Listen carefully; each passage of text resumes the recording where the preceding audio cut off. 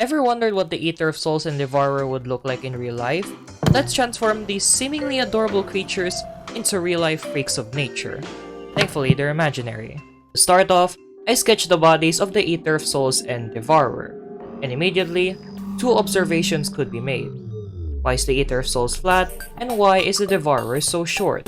For the first question, I could imagine the Eater of Souls to be like a floating triangular flatworm, and for the Devourer, I can't possibly fit its entire body in this image now, can I? Anyway, let's illustrate these mobs. Illustrating these mobs requires a 6-step process. 1. Coloring them in grayscale. Certain body parts have different values to identify them. These are the tentacles, tail, mandibles, and eyes. For the mandibles, you could see that I added these triangular jutouts on the sides. If you look closely at the sprite, you could see that these jutouts are also visible. It's a welcome addition as it looks more interesting with them. 2. Overlaying some detail. The tentacles are made to look pointy, while the eyes and mandible area had some darker values incorporated around them. And with that, I started to color the Devourer in grayscale. You could see that it has this segmented form, just like the Devourer in Terraria. It looks pretty simple, and that's because it really is. Anyway, for the Eater of Souls, I can imagine it to be smooth yet dirty looking. That's what those splotches are for. Furthermore, I added a spine because reasons. For the tail and tentacles, I gave them a transition to make it look like they're actually connected to the body. For the mandibles, I added some filth, scratches, holes, and color variation to them, just like horns in real life. You could also see that I added some scales to the Eater of Souls. These are the scales that shed off its body as it is flying around. Same with the Devourer, except it serves a more practical purpose. It protects the Devourer from the abrasion of the soil.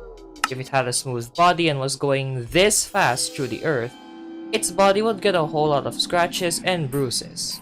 And by looking at the sprite, you could see that the Devourer's body has these triangular jutouts which I interpreted as scales. You could also see these jutouts on the sides of the body. That's what these are.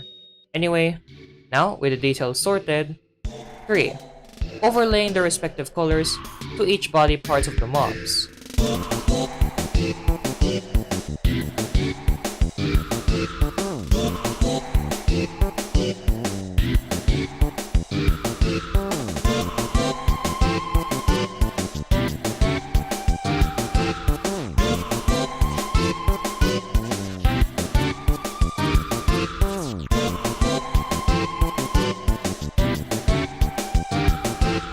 4. Added even more details and refined the form, like some skin flaps, eye and mouth details, and eye highlights. 5. Overlaid some lighting. I also incorporated those last two processes to the Devourer.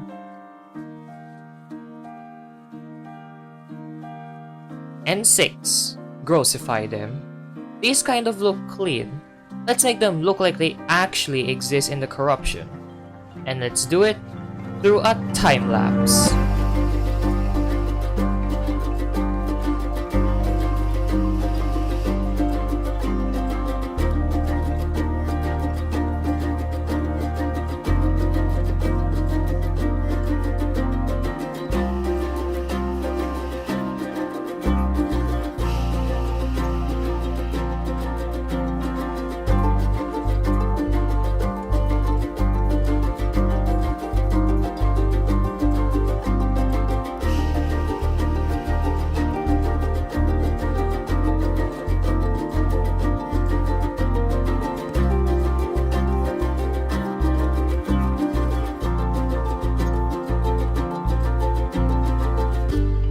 This is a more realistic representation of what the Eater of Souls and Devourer would look like in the corruption.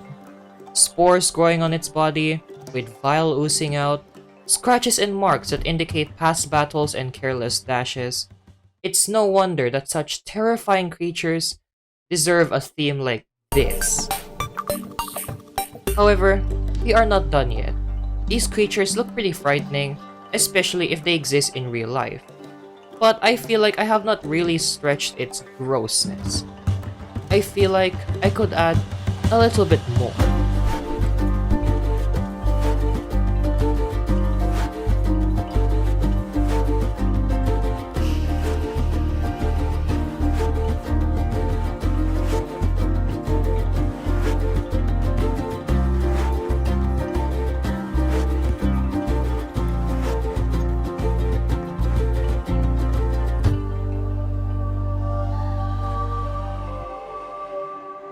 Here is a decayed version of the corruption mobs, specifically for the Eater of Souls.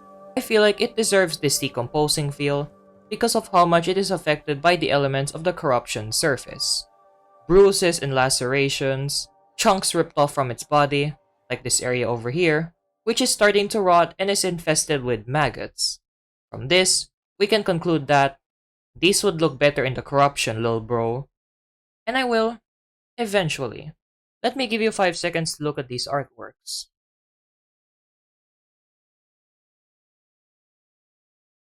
If you want to see me measure the size of Terraria's antlion or corruption mobs, click this video over here, or this video over here.